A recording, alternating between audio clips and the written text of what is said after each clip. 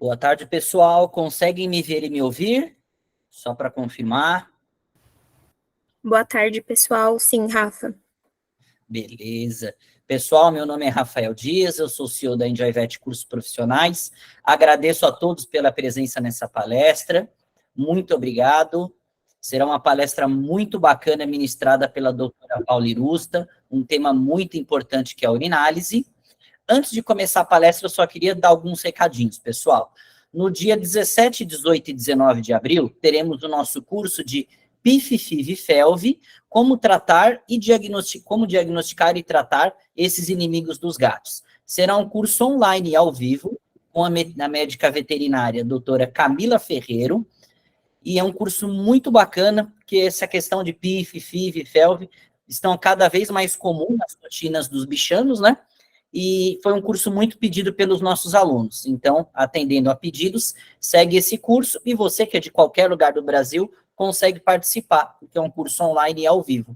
O valor desse curso está R$ 219, é um curso de 3 dias, muito bacana, um valor super acessível, e caso não consiga assistir o curso ao vivo, no momento da aula ministrada, se você tiver em aula, estuda à noite, algo do tipo, consegue ver a gravação.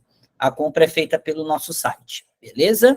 Queria falar também, pessoal, da nossa 5ª turma do curso prático de nós cirúrgicos e técnicas de sutura. A 5ª turma está aberta, o curso ocorrerá dia 3 de junho, em São Paulo, e será ministrado dessa vez pelo médico veterinário Rafael Vieira, que é um dos melhores cirurgiões do Brasil, é um médico veterinário jovem, mas desponta para ser um dos melhores cirurgiões do Brasil. Ele é muito bom, pessoal. No nosso Instagram, e nós vamos transmitir também um vídeo dele aqui, um pedacinho desse curso. Tem o curso, muito bacana, ele é presencial em São Paulo, a 200 metros do metrô Trianon MASP, localização privilegiada, tá bom? E todos os inscritos, isso é o mais legal, todos os inscritos ganham o simulador de sutura completo, só ganha a pele e os instrumentos. Então, você vai aprender os nós cirúrgicos, as técnicas de sutura, e vai levar o kit para casa para você treinar. Isso é muito legal. E também tem coffee break, tem sorteios, é muito bacana. Você encontra gente muito bacana, faz network, ganha o kit de sutura, ganha apostila, é muito legal, pessoal. Será no dia 3 de junho, as vagas são limitadas em São Paulo. Ele está R$ 454. É um curso muito bacana, pessoal. A compra é pelo nosso site, todos os cursos, o link está na bio do Instagram. E, só para finalizar, teremos o curso de interpretação de exames de casos clínicos, interpretação de casos clínicos, baseado em exames laboratoriais. Também é um curso presencial, em São Paulo, será no dia 6 de maio, com a médica veterinária Paula Irusta, a mesma que está ministrando essa palestra. Então, vi a palestra, gostei da doutora Paula, sou de São Paulo, vão aproveitar e façam esse curso. É um curso também no mesmo local, em São Paulo, a 200 metros da estação Trianon MASP, terá coffee break também, esse é um curso teórico, e o valor é R$ 199. Gostou desse curso, pessoal? Ao final da palestra, nós iremos sortear 2 bolsas de 50% nesse curso, tá? É o que está aí na tela, tá? Ele é R$ 199,90, porém, iremos sortear ao final da palestra 2 bolsas.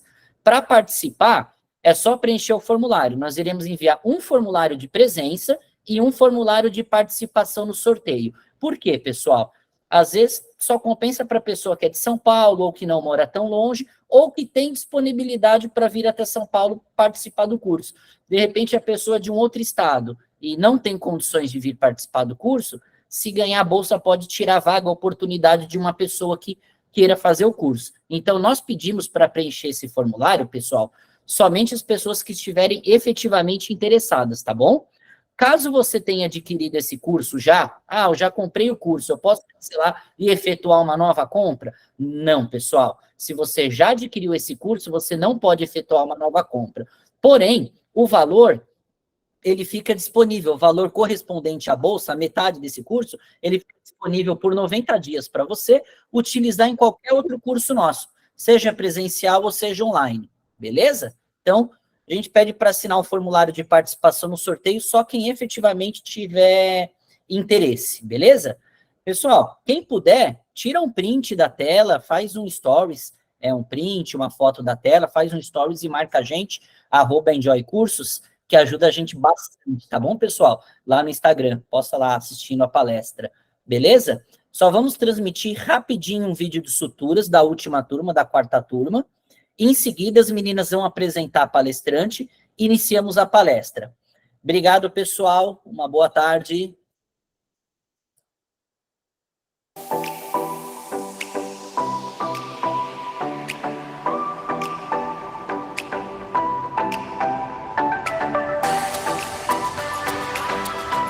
Comecei a trabalhar em clínica geral desde outubro de 2022, e apesar de na graduação a gente ter essa matéria de suturas, né, na hora que a gente vai praticar, já tem um tempo que estudou, e é um estudo que a gente, como primeiro momento, sempre solve alguma dúvida, né, então resolvi fazer o curso, achei o curso excelente, pude relembrar coisas que já tinha visto. Eu procurei o curso porque eu quero me especializar na área de cirurgia, né? É um ponto a mais também para minha graduação, e aquela de a gente como estudante quer complementar o nosso material de conhecimento e engordar o nosso currículo.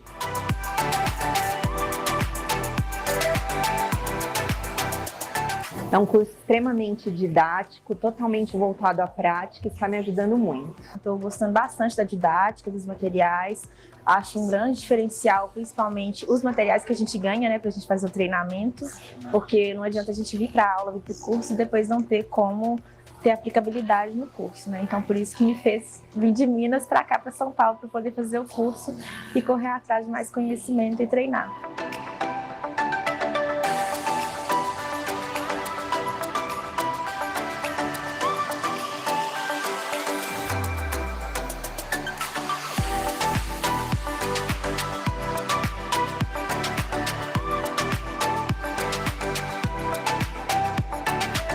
É super prático, didático e também tem muita teoria que a gente também não conseguiu ver muito na graduação. Eu recomendo super. Sempre tive muito interesse em fazer curso prático e nunca encontrava um curso que me interessasse tanto. Esse eu gostei bastante, a professora foi muito dinâmica, atendeu super a minha expectativa e eu recomendo super. Os professores são maravilhosos, assim, os professores são ótimos da Enjoy.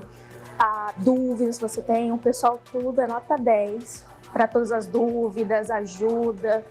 E até mesmo em relação a querer outros tipos de curso, eles ajudam bastante, eles pegam bastante ideias.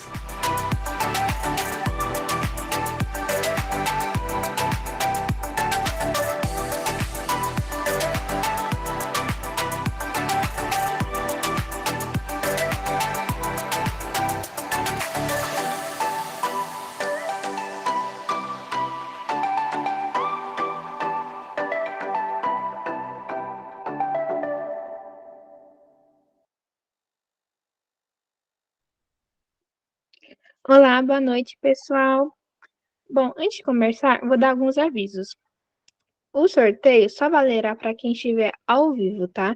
Então, quem tem interesse, daqui a pouco vamos enviar o link no chat, preenche e quem estiver ao vivo ganhará a bolsa, tá bom? Então, precisa preencher a lista e estar ao vivo.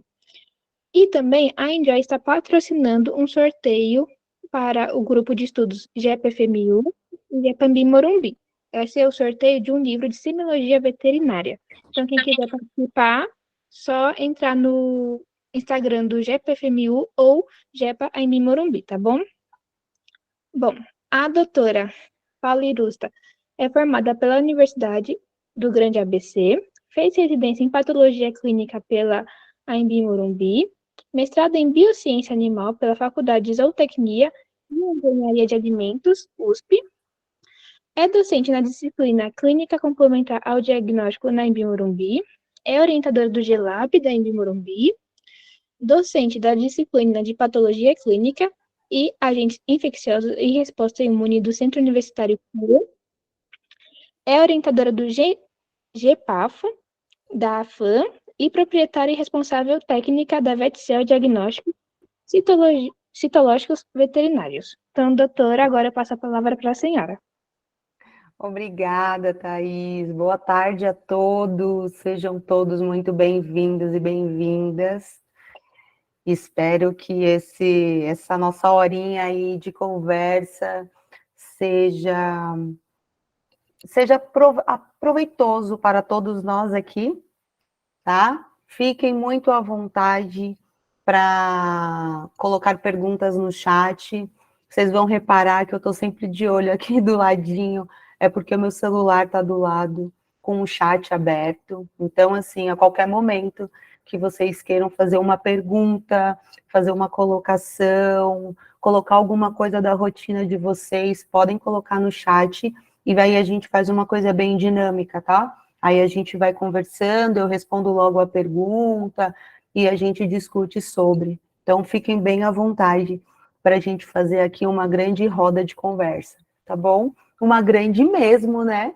Pessoal da Enjoy, estamos aqui em 134 pessoas.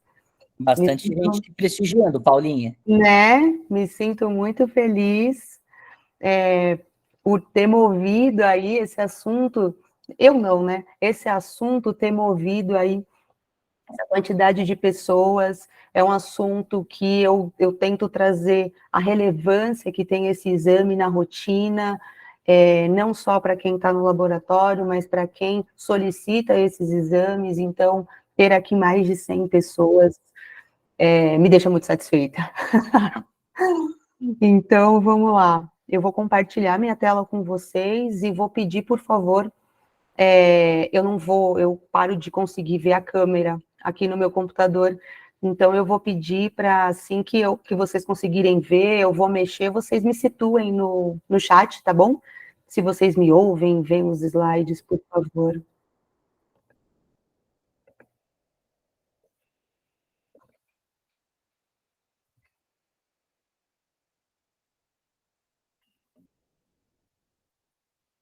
E aí, vocês conseguem ver os slides, minha setinha mexendo?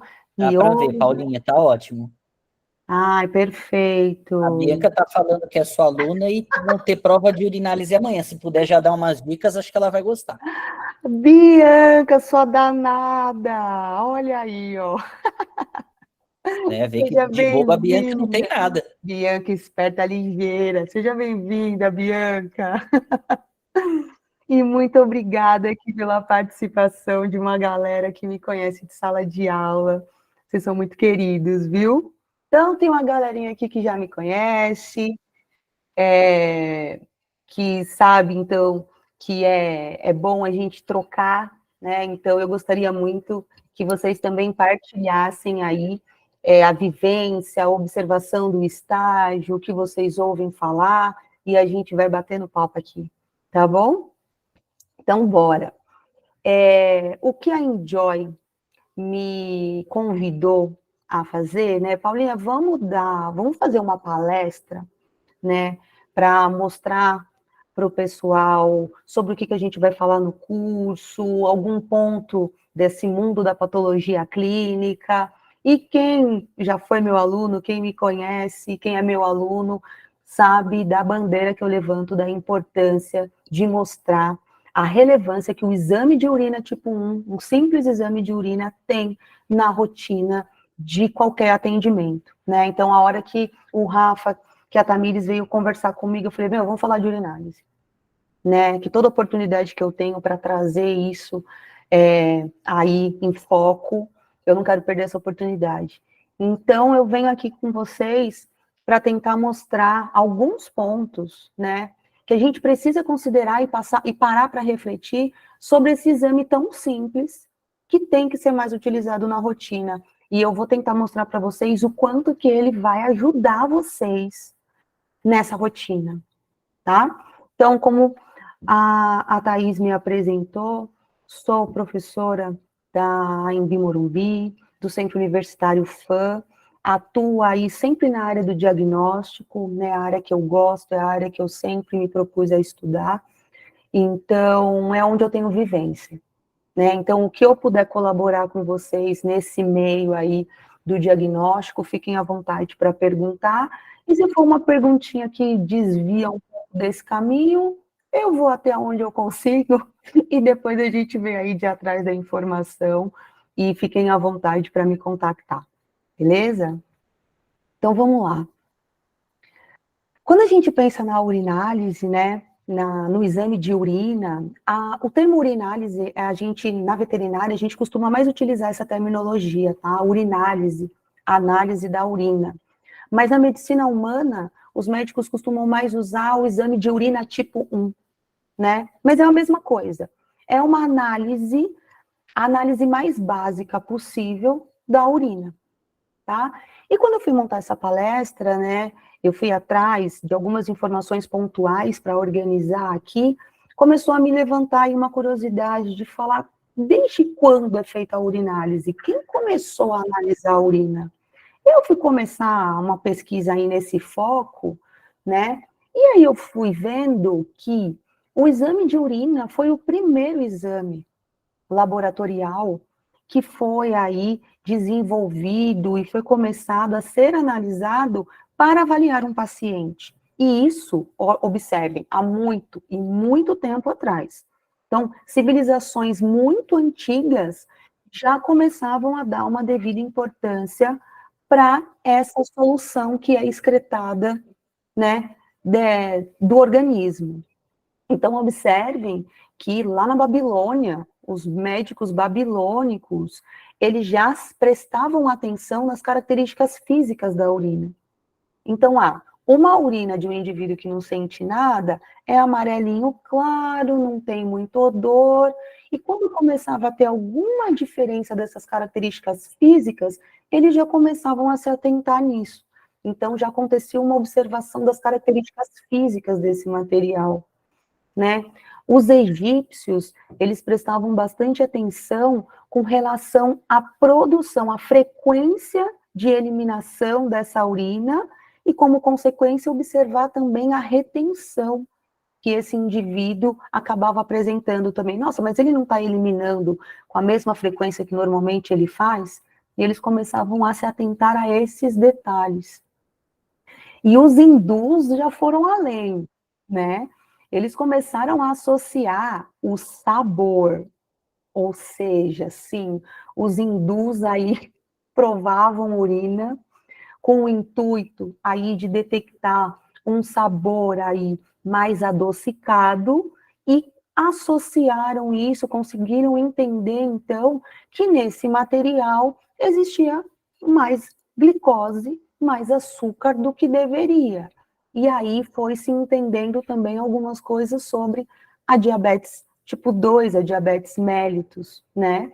E também associando essa coisa mais adocicada desse material com a presença, com a observação de formigas vindo em direção àquele material. Então, observem como essas observações clínicas são muito antigas, né?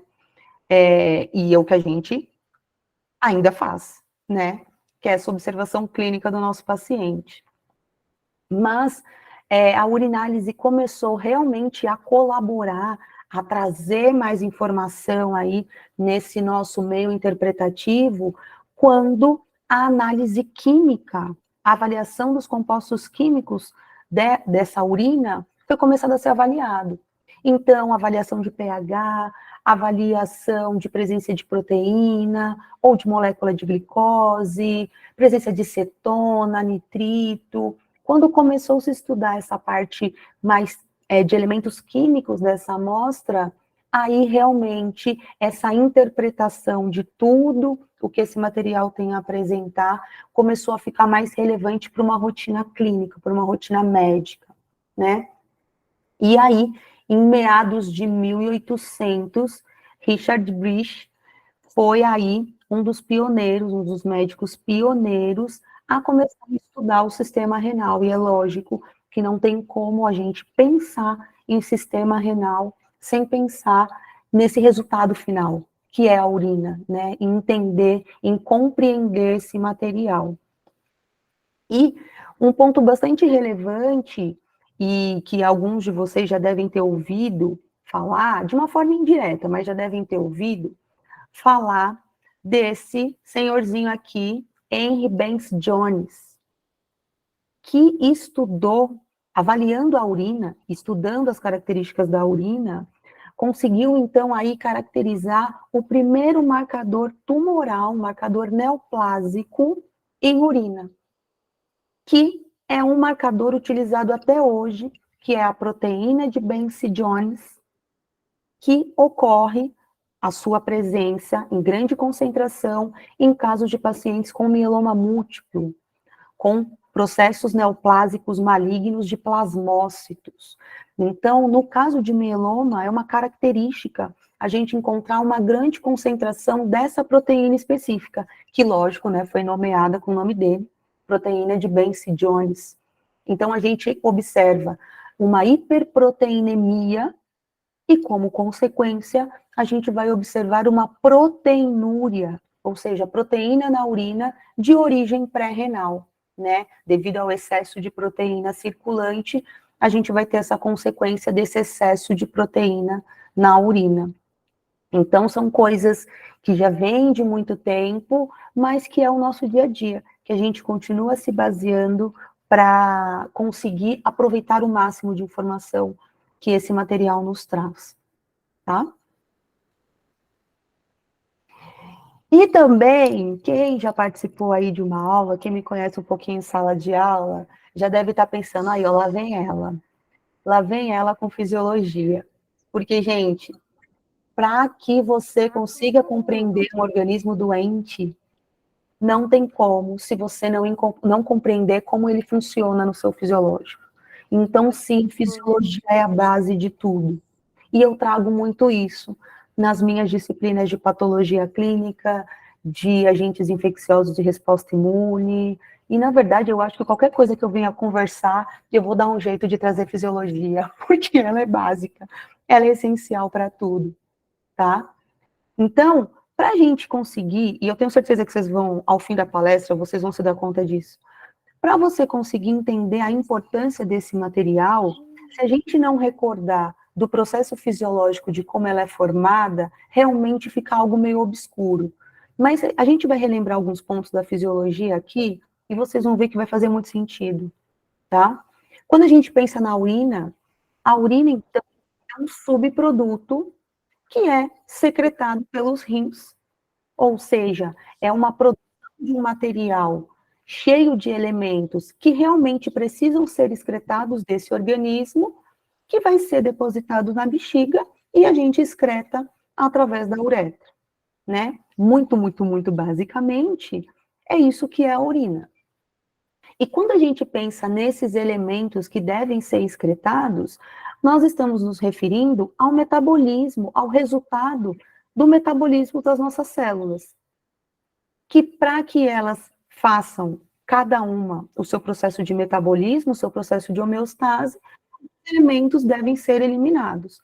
E para que a gente consiga eliminar isso do nosso organismo, a gente vai utilizar a produção de urina e o sistema urinário para conseguir eliminar tudo isso, né?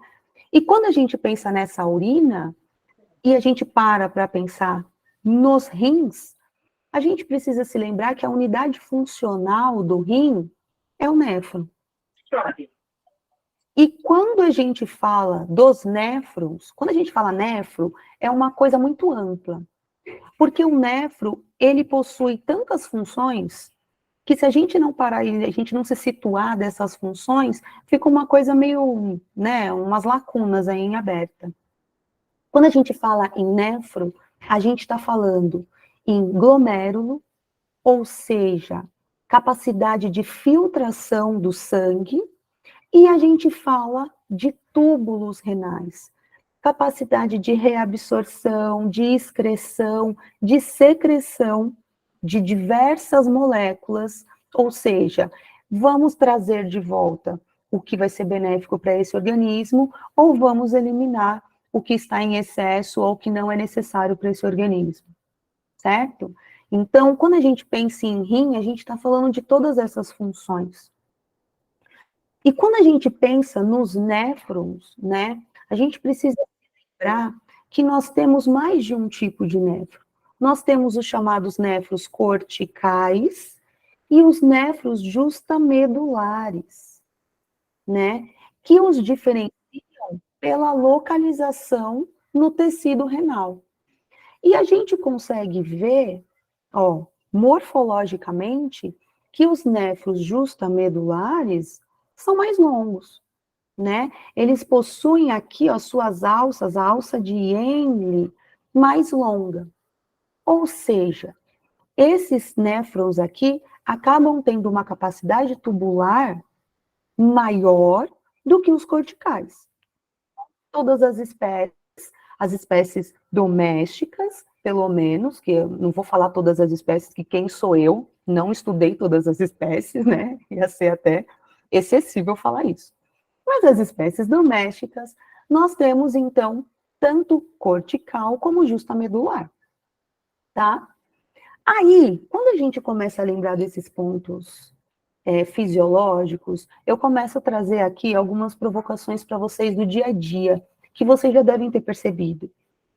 Tenho certeza que ou quem está no estágio, ou quem já é formado, que já está na rotina, ou quem tem esses bichos em casa, já devem ter reparado que o gato, ele ingere menos água do que o cão, né? E isso não quer dizer que o gato precise de menos água do que o cão. Não é isso. Porque se a gente para pensar em água, o nosso organismo, mais de 50% é composto por água. E essa água está em maior concentração compondo o sangue no meio intravascular. Ou seja, né, essa água que compõe o sangue, eu estou me referindo ao plasma, a parte líquida do sangue. E quando a gente para olhar o plasma, mais de 90% do plasma é água. Por isso que o sangue é fluido, por isso que o sangue é líquido e consegue se movimentar dentro dos vasos. Lógico, eu tenho a pressão sendo exercida, eu tenho vários mecanismos para isso. Mas ele é um material líquido, fluido, que consegue circular ali dentro de todas essas tubulações que é o nosso sistema vascular, né? Quando a gente pensa, então, principalmente nos mamíferos, o nosso organismo, devido ao processo evolutivo, a gente não quer perder água. A gente quer manter no nosso organismo o máximo de água possível. Ou seja, quando você para e pensa na urina, fala, é um material líquido, ali é água. Mas eu garanto para vocês, ali naquela urina tem o mínimo de água possível que para a gente não vai fazer muita diferença, que a gente pode eliminar. Porque o máximo de água a gente mantém, a gente reabsorve, tá? E isso é fisiológico. A gente quer se manter com água. A água presente na urina é um mínimo, tá? Então, quando a gente se lembra desse ponto fisiológico e a gente para.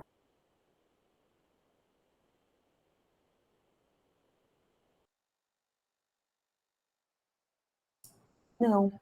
Isso é. Paulinho, travou Oi? pelo menos para mim, eu não sei pro pessoal. Gente, como é que tá aí? Vocês estão me ouvindo? Tá indo bem? Um minutinho, Paulinho. Ô, gente, me situa então, porque eu tô falando. Parou um pouquinho. Voltou? Um minutinho, Paulinho. Voltou. É só voltar um minutinho na explicação? Ai, misericórdia, onde eu tava? Espera aí, então. Deixa eu me situar. Que eu fui falando, eu fui indo, hein? Se vocês me deixarem, eu vou falando aqui. Então, qualquer coisinha que vocês notarem, vocês já me falem aqui, tá? Que daí eu paro. Ah, Melissa, Falando que a urina tinha pouca água. Obrigada, Melissa. Então, tá. Então, fisiologicamente, é isso. A urina presente... a água presente na urina é o mínimo, tá? Então, quando a gente para comparar essas espécies domésticas aí, o cão e o gato, que querendo ou não, são as espécies que a gente mais faz exame de urina na nossa rotina, né? Não tem como negar isso. A gente para pensar nessas duas espécies, o gato ingere menos água que o cão. Mas ele tem a mesma necessidade hídrica do que o cão. A questão é que os gatos, eles possuem mais néfros justamedulares. Ou seja, os gatos possuem uma capacidade tubular mais efetiva do que os cães. Ou seja, uma capacidade de reabsorção de água maior. Então, ele ingere menos água, mas ele aproveita melhor. Eu acredito que vocês já devem ter percebido, né? essa diferença de ingestão? Tem alguns gatos, aí começa, né, algumas características dos felinos. Tem gato que só bebe água em movimento, aí a gente tem que deixar a torneira aberta, ou só bebe água ali na fonte. A gente também tem que entender as características do indivíduo, né, que eu tenho, né? Se o meu gato é assim, eu tenho que ter algumas mudanças aí no manejo para facilitar a vida para ele também, né?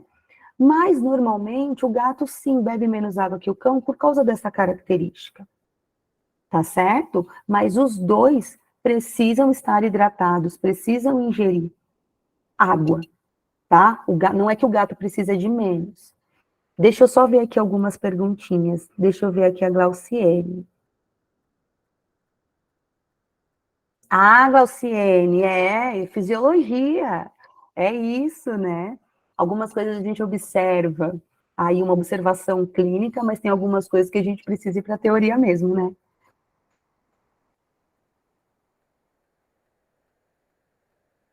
Então, Bianca, a questão é, ele bebe menos água, mas a questão, você tem que parar e pensar, esse menos água comparando o cão, mas essa quantidade que ele bebe já é o suficiente para ele? Porque, Bianca, pensa aqui comigo, e na verdade vamos fazer uma reflexão aqui, né? Se a gente pensa no gato doméstico, esse gato que a gente tem em casa, ele é muito diferente dos seus antepassados, dos grandes felinos. Concordam comigo? Né? Os grandes felinos livres, eles são todos predadores. Ou seja, e a maioria vivem em países de temperaturas muito elevadas.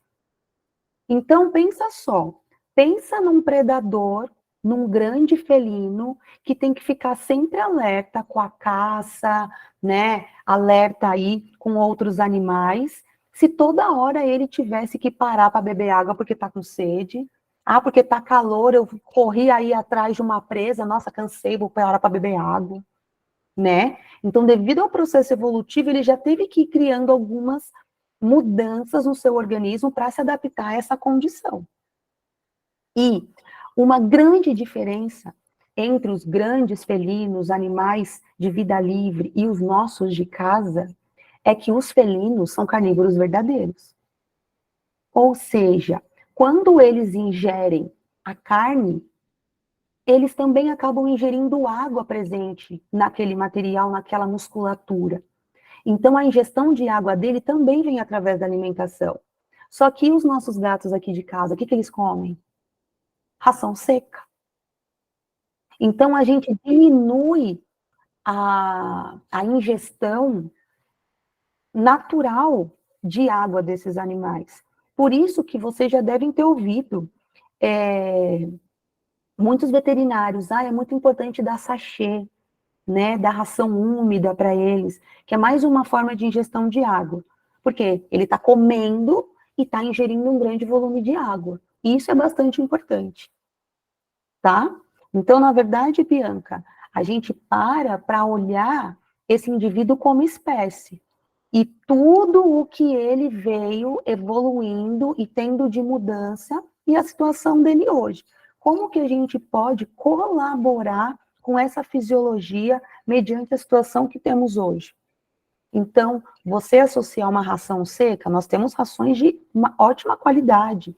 Ótimo, vamos trabalhar com uma boa ração, que é toda equilibrada nutricionalmente, mas vamos associar isso a outra fonte de água. Porque eu nunca ouvi falar de um gato que não gosta de um sachê. Pode não gostar de uma marca, de um sabor, mas a gente não vai ter problema com isso. Tanto que em gatos hospitalizados, é isso que a gente oferta, né? A gente quer que ele coma, ele ainda tá apático ali, mas sachê sempre vai, né? Um patê, coisas úmidas, né? E vai acabar ajudando. A Melissa fala aqui pra gente, né, que a alimentação natural acaba sendo melhor, né? Sempre lembrando que tem que ser sempre guiado por um médico veterinário, um nutrólogo veterinário, para ter sempre um equilíbrio aí e sempre ter cuidado para as características da espécie, né? Eu tenho que respeitar o indivíduo que eu quero introduzir essa alimentação natural, então isso é muito importante. Tudo bem? Então tá, então vamos seguir aqui. E quando a gente fala de urina, então, observem aqui, ó, eu trouxe uma paleta de cores de urina, tudo isso aqui é urina, tá? Então, quando eu falo de uma urina com uma coloração esperada, de um indivíduo saudável, um indivíduo hidratado, eu tô falando dessa segunda urina aqui, ó, chamada de amarelo citrino, tá? Um amarelinho claro, né? Mas nós temos, nós temos um amarelo mais claro, olha só, chamado de amarelo palha, parece água, né? Aqui quer dizer que eu tenho uma amostra com muita água, muito diluída. Então, se o paciente tiver, por exemplo, em poliúria, está produzindo muita urina, quer dizer que ele está eliminando muita água. Então, essa amostra vai ficando mais clara, a gente chama isso de amarelo palha. Esse amarelo um pouquinho mais forte é chamado de amarelo ouro, né? Normalmente, a nossa primeira urina do dia é amarelo ouro, que é um amarelo um pouquinho mais escuro. Por quê? Porque durante todo o período do nosso sono, a gente ficou concentrando essa urina, né? Então, ela ficou ali na bexiga 5, 6 horas retida, sendo produzido e retendo, né? Então, ela acaba ficando com uma coloração um pouquinho mais escura. Só que aqui a gente está falando em tons de amarelo, né? Ou seja, um indivíduo saudável, ao longo do dia, pode produzir essa variação aqui de cores e não ser nada. Aqui ele tomou mais água, durante o dia estava muito calor, ele produziu uma urina mais clara, tudo bem. Nossa, meu dia foi tão corrido que eu sentei para trabalhar e nem levantei para fazer xixi. Vou começando a reter a urina na minha bexiga, ela vai ficando um pouquinho mais escura, também normal, né? Agora, quando eu começo a ter alterações de cores saindo desse tom amarelo, aí eu já começo a me preocupar. Porque daí quer dizer que eu tenho elementos presentes nessa urina que não era para ter. Então, uma amostra âmbar, ó, um âmbar claro e um âmbar escuro, uma amostra vermelha, aí eu já começo a me preocupar, tá? Mas eu também não estou querendo dizer que se a amostra estiver amarelada, tá tudo bem. Foi até providencial. Ontem eu estava dando aula de urinálise para uma turma da graduação. E aí uma aluna me trouxe um ponto que eu nunca tinha ouvido. Mas como ela faz estágio, ela está na rotina, ela falou, eu já ouvi isso algumas vezes. Colegas falando assim, veterinários, né? Falando assim, se a urina está com uma coloração normal, nem precisa fazer urinálise. Só quando ela estiver começando a ficar com uma coloração diferente. Só que eu posso pegar uma amostra amarelo citrino, que é uma cor esperada para pequenos animais, e ser uma cistite bacteriana. Essa amostra pode estar um amarelo citrino e já ter indícios de o começo de uma doença renal. Eu posso ter uma amostra amarelo palha e ser um paciente diabético, que apresenta poliúria. Então, não quer dizer que eu olhando a cor da urina, eu já vou ter todas as respostas, ou que isso já seja o suficiente para que eu não precise pedir a urinálise. Porque você só vai conseguir saber o que compõe esse material, o que está dentro, se a gente analisar. Se você encaminhar para o laboratório, tá? Então, isso é bastante importante. Eu ouvi isso ontem dela e falei, gente, não é possível. Tá? Esse raciocínio é um raciocínio muito pequeno, é muito dentro de uma caixinha. E vocês têm que conseguir pensar muito além disso, tá? E o exame na mão, o laudo na mão, você sabendo interpretar, você vai conseguir pensar em muitas coisas, tá? Então, quando a gente pensa em urina, como a gente falou do néfron, né? É disso aqui que a gente está falando. A gente está falando de uma capacidade de filtração, ou seja, quando eu avalio capacidade glomerular, eu estou avaliando a taxa de filtração glomerular. O quanto os meus glomérulos filtram desse sangue. As estruturas que conseguem ser filtradas, as estruturas que passam pelas fenestrações dos meus podócitos, elas vão cair na cápsula de Bowman e vão gerar aquele ultrafiltrado, chamado de urina primária ou ultrafiltrado, né? E esse material ultrafiltrado aqui começa a passar, então, pelos túbulos e vão começar a sofrer ação tubular.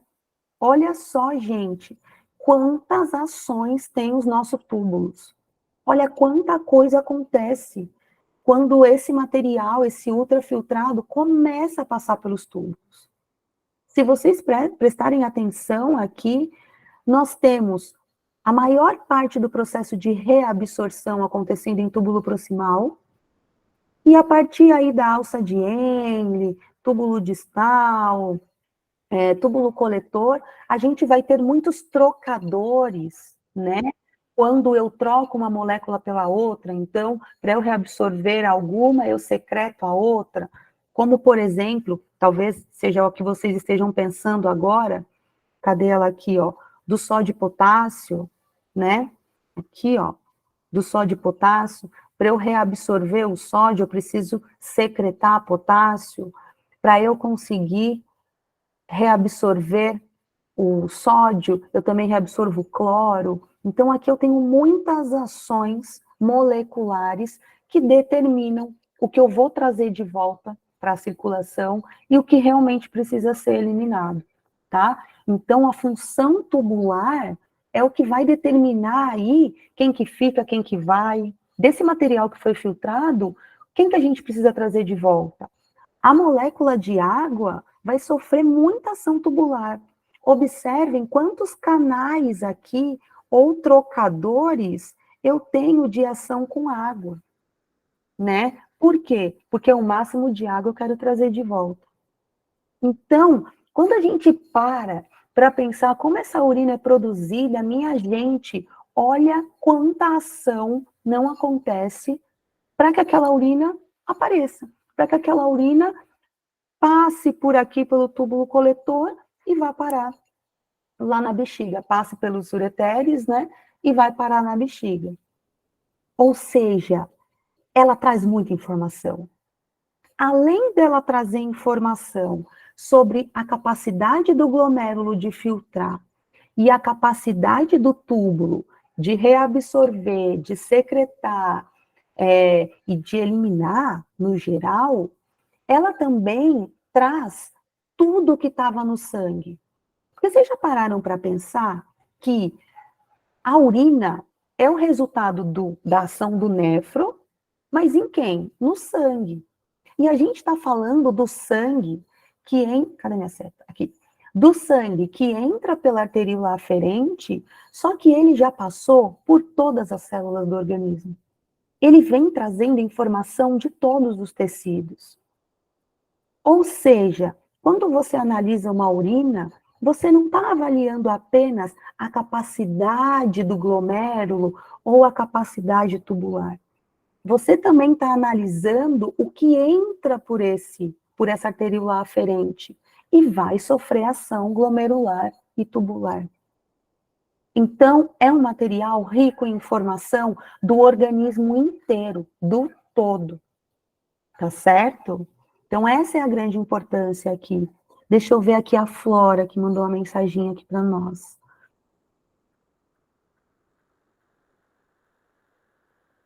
Olha só, Flora, ó, recebeu uma urina amarelo, acredito eu, um amarelo citrino, Flora, né? Um amarelo claro, ela coloca pra gente, mas que tinha um processo infeccioso. E quando ela identificou as bactérias, fez a coloração de Gram, era Gram negativo. Olha só. Então, essa história de, eu observo a cor e já não deduz nada. Você não deduz é nada, porque não tem nada para ser deduzido. Você pega essa urina da cor que for e manda para o laboratório. É isso. Tá? Maria Eduarda, a cor, olha só, amarelo palha, amarelo citrino e amarelo ouro, tá bom?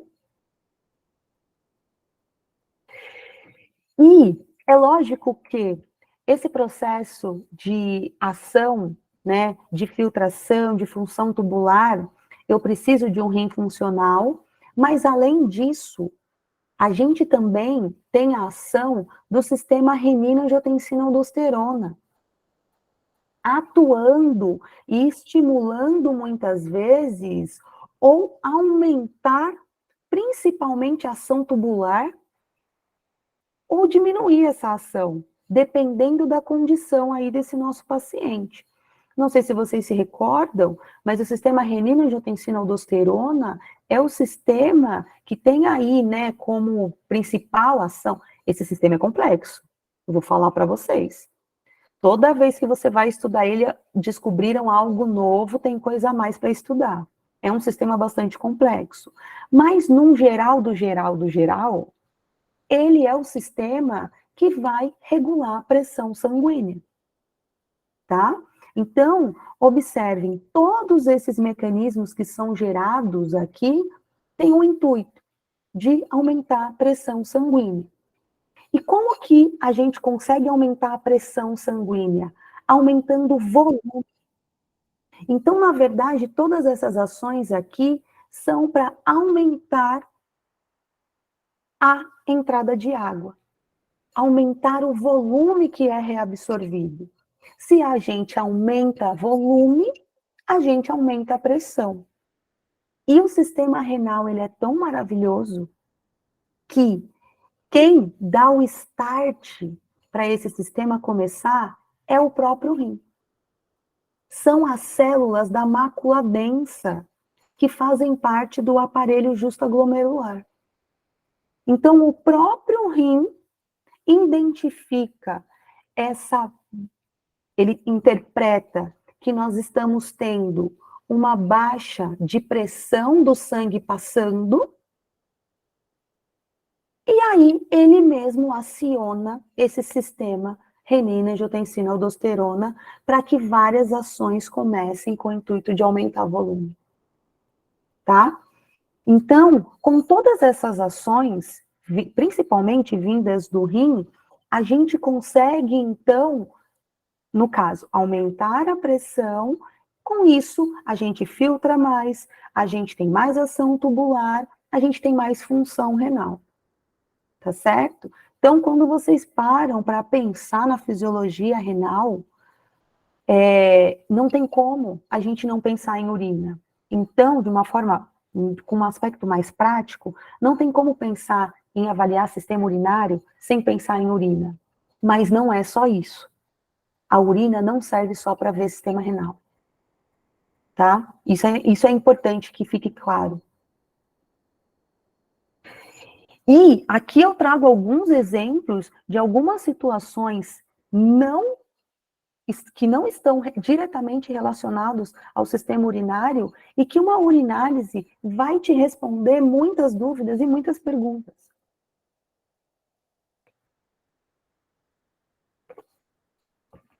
Um paciente com hiperadrenocorticismo, por exemplo, ele vai ter uma ação tubular excessiva.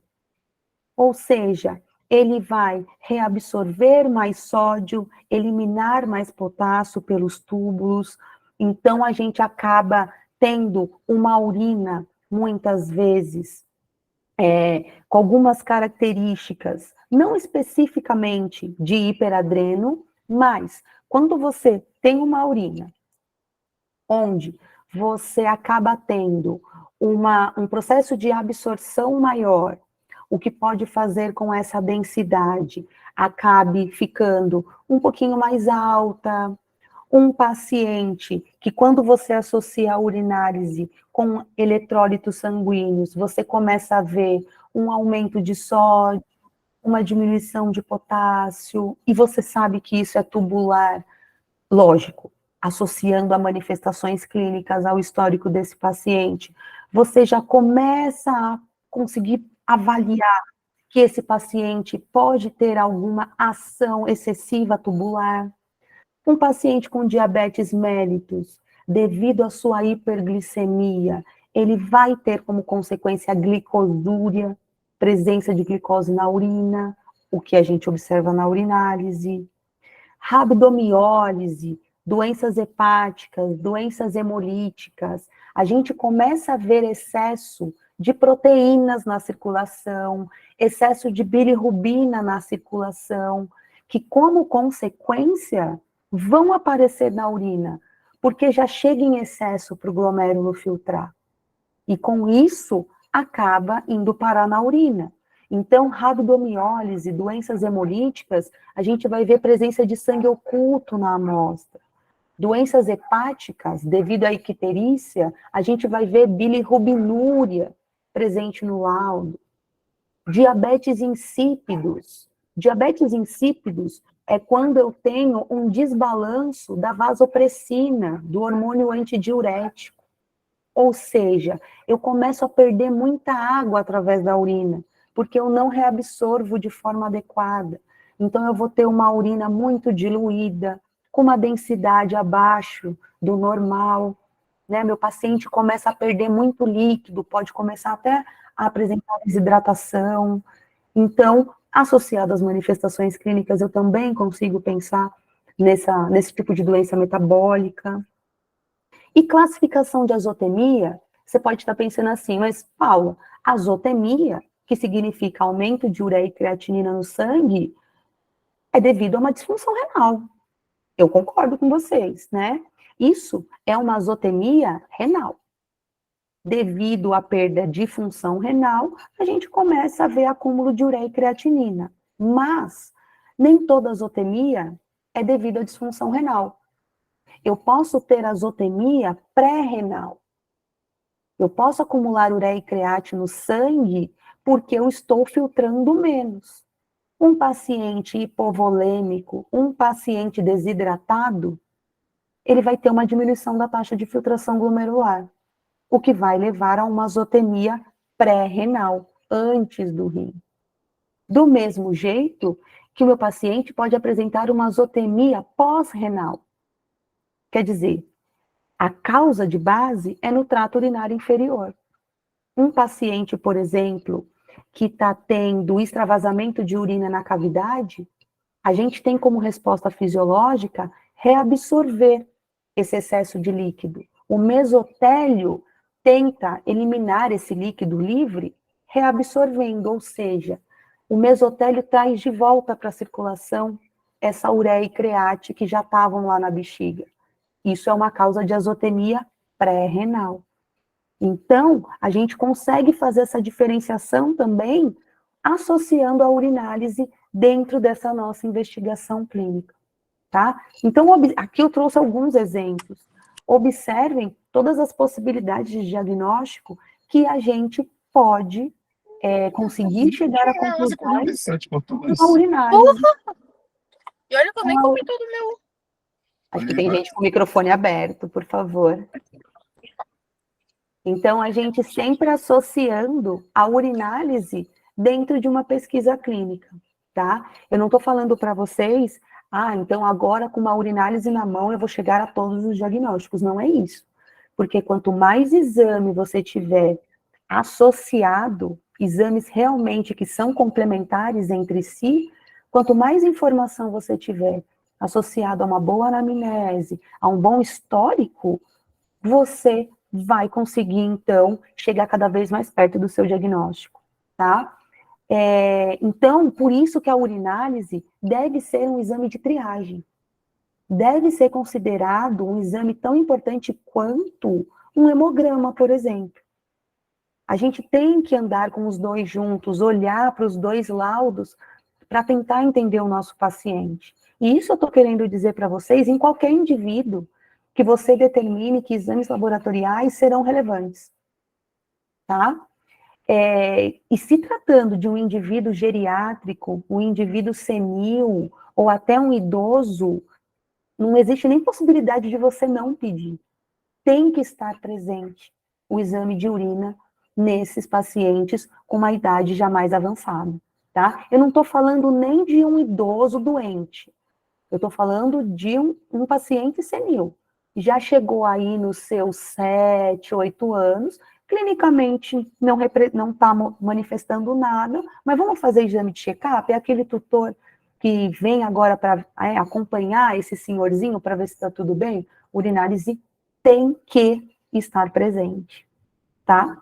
Deixa eu ver aqui a Gabriela.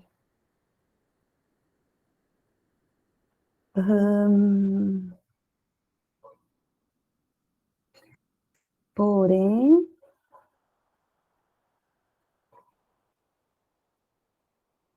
olha, Gabriela, cistite é um processo inflamatório na vesícula urinária, na bexiga. Ponto. Um paciente pode ter esse processo inflamatório no trato urinário inferior e não ter comprometimento da função renal. Ou seja, não comprometer a capacidade funcional desses néfrons. Entende o que eu estou querendo dizer? Agora, o paciente pode ter as duas coisas. Um paciente com cistite recorrente, toda hora ele acaba gerando inflamação, tem presença de bactéria, e isso pode acabar comprometendo o sistema renal devido a esse prolongamento dessa situação. Essa inflamação que toda hora acontece, toda essa dinâmica da inflamação, essas enzimas inflamatórias, essas moléculas, podem ir comprometendo esse sistema, e isso indo de forma mais ascendente, em direção aí aos rins, pensando diretamente, tá? Mas não necessariamente, você pode pegar um indivíduo com cistite, fazer o diagnóstico adequado, fazer o tratamento adequado e vida que segue. Você conseguiu resolver a cistite, não tem nada a ver com função, tá? E aí eu trago para vocês aqui, né, destacar os benefícios que esse exame pode trazer para você, né, além desses aspectos fisiológicos que eu trago. Para começar, ele é um exame barato, é um exame que está na casa aí de 35 a 50 reais.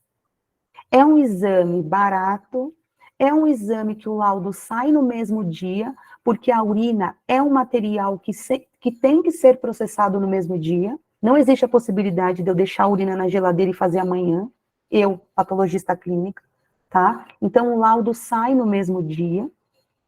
E a gente está falando de um material que é relativamente simples da gente coletar. Não precisa de um equipamento, não precisa anestesiar. Então, realmente é um exame fácil da gente conduzir no dia a dia, né?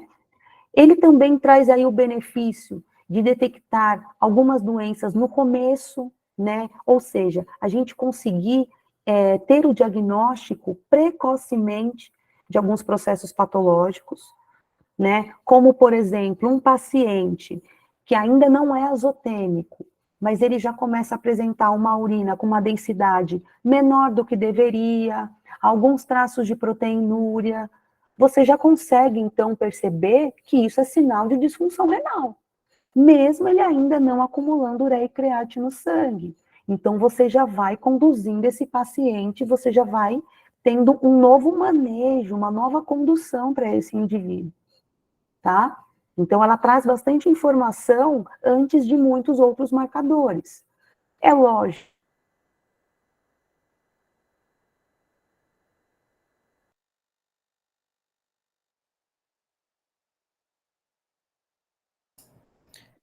Paulinha, travou, Paulinha. E agora, voltei? Voltou. Deve voltar um minutinho. Ah, então tá. Então, como eu estava dizendo, ele detecta estágios precoces de doença, né? Então, a gente consegue avaliar que esse paciente começa a perder alguma capacidade funcional aí antes de outros marcadores laboratoriais. Lógico, ele fala muito para a gente sobre doenças renais, né? Isso é claro para todo mundo. Ele é muito útil para a gente monitorar o paciente. Ou seja, você vai acompanhando com a urinálise, por exemplo, para ver se a cistite está melhorando, para ver se não tem mais bactéria, para ver se aquela presença de bilirrubina na urina também está diminuindo. Então, também é útil para a gente ir olhando para esse paciente, né? Pedir urinálises seriadas, e a gente consegue entender esse paciente comparando esses exames, esses laudos. E, como eu trouxe para vocês também anteriormente, ele é ótimo para você entender a azotemia. E se eu puder deixar uma mensagem aqui também, aproveitando, não necessariamente é da urina em si, mas azotemia, aumento de ureia e create, não é igual a comprometimento renal. Porque eu posso ter um paciente azotêmico e a origem ser pré-renal, e a origem ser pós-renal, como foi o exemplo que eu dei os exemplos que eu dei para vocês, tá?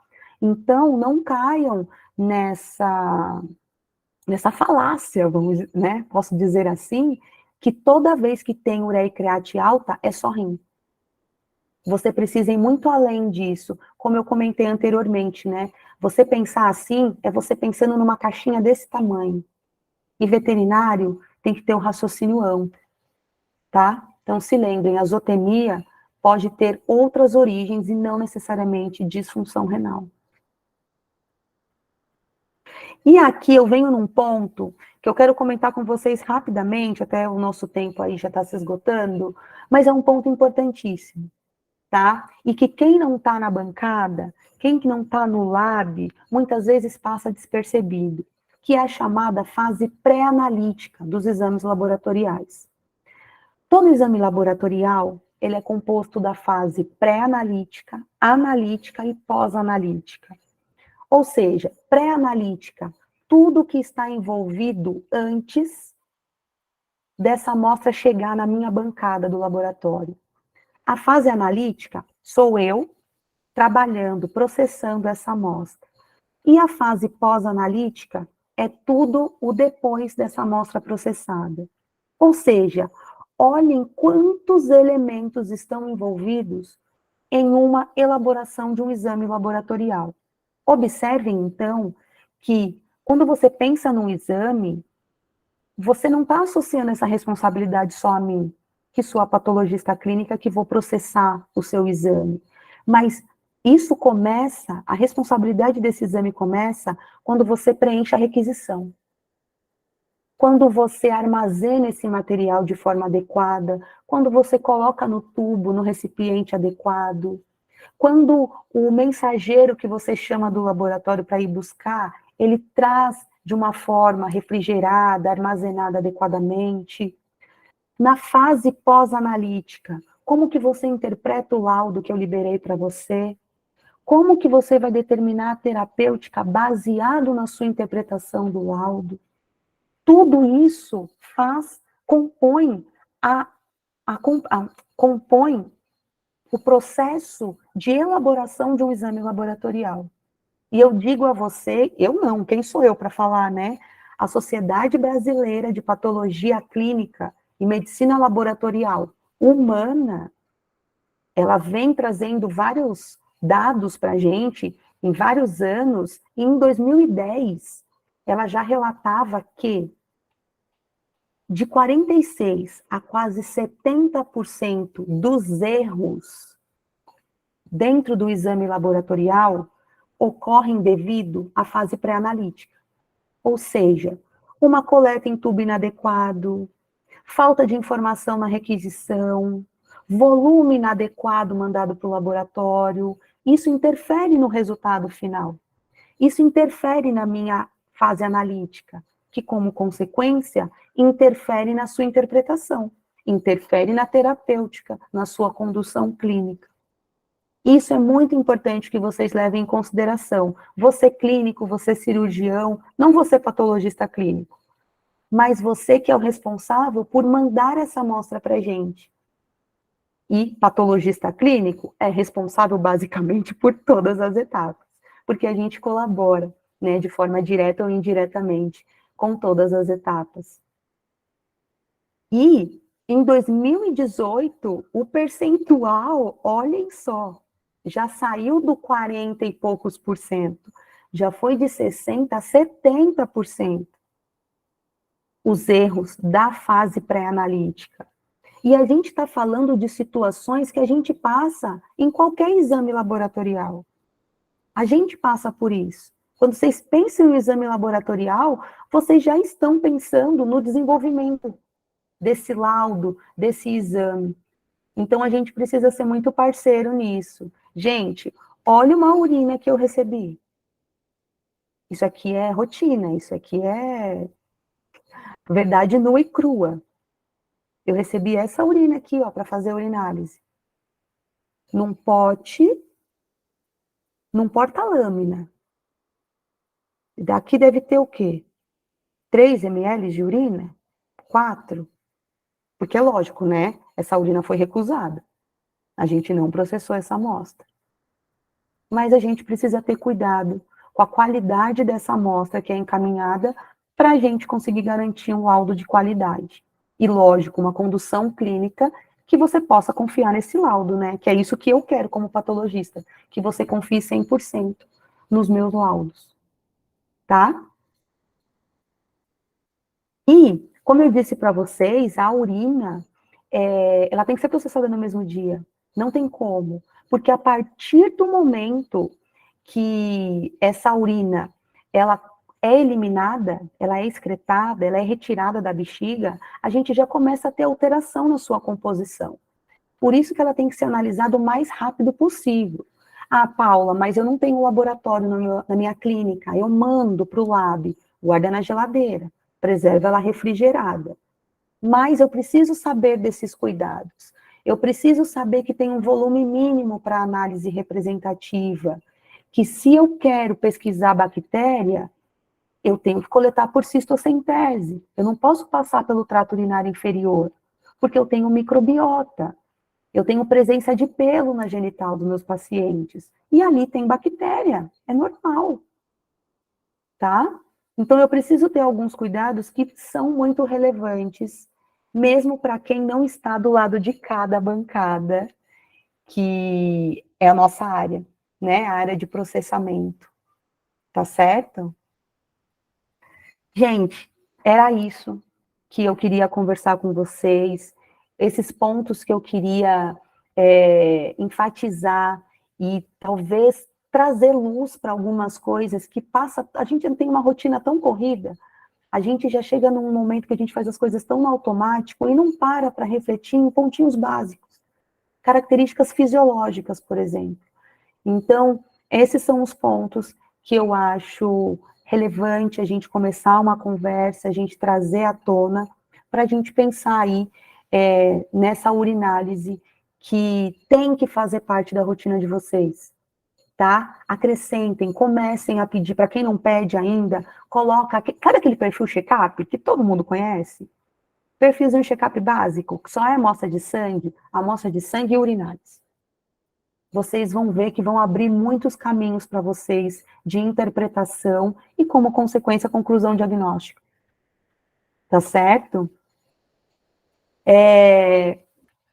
Faço aqui também, continuo aí apresentando o que os meninos da Enjoy começaram aqui no comecinho do nosso encontro, né? Convidá-los para fazer o nosso curso, que vai acontecer no dia 6, né, no sábado, meu primeiro curso presencial da Enjoy, eu estou super empolgada. A gente já tem uma parceria bacana aí, mas só no online. Esse vai ser o primeiro curso presencial, então, assim, eu estou animada. Que vai ser isso, né? Vai ser a gente começar a olhar para os exames laboratoriais e tentar tirar o máximo de informação deles. E eu quero tentar ajudar vocês aí a olhar para esses exames com um olhar um pouquinho mais apurado, né? Um pouco mais amplo, o que muitas vezes a gente está focado a olhar numa caixinha tão pequena.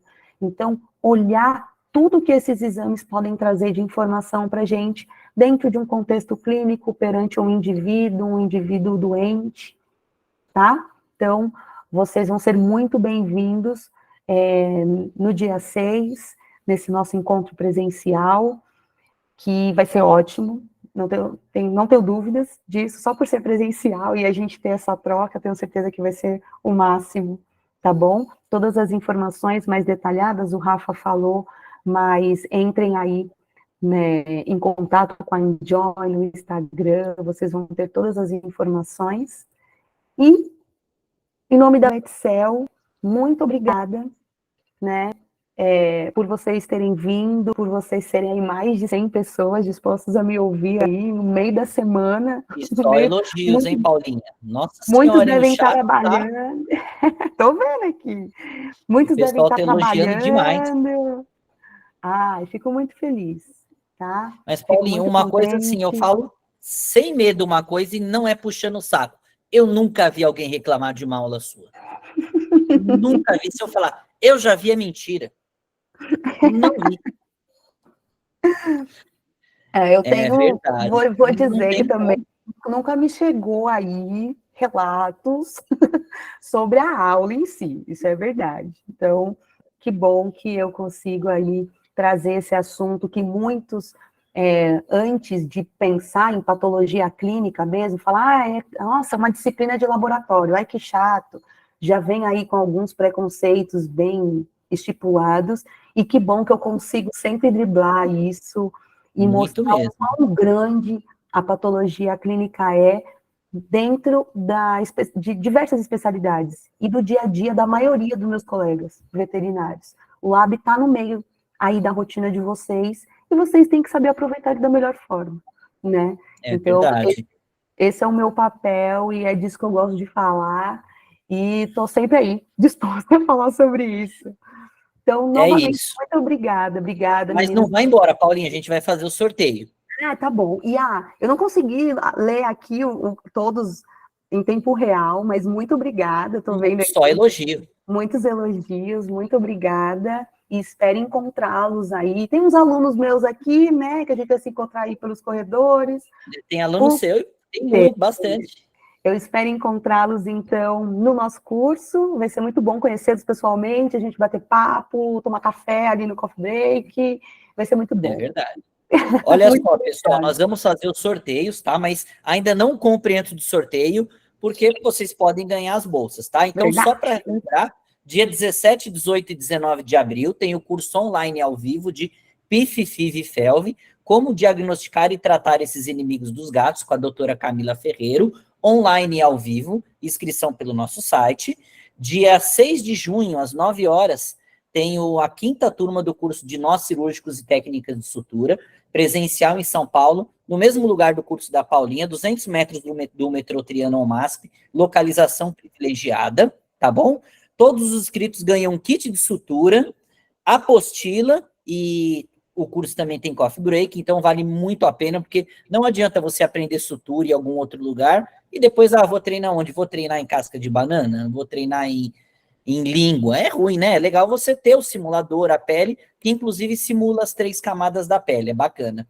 E o curso de interpretação de casos clínicos, baseado em exames laboratoriais, com a doutora Paula, que será no dia 6 de maio, das 9 às 18 horas. Tá bom? R$ 199.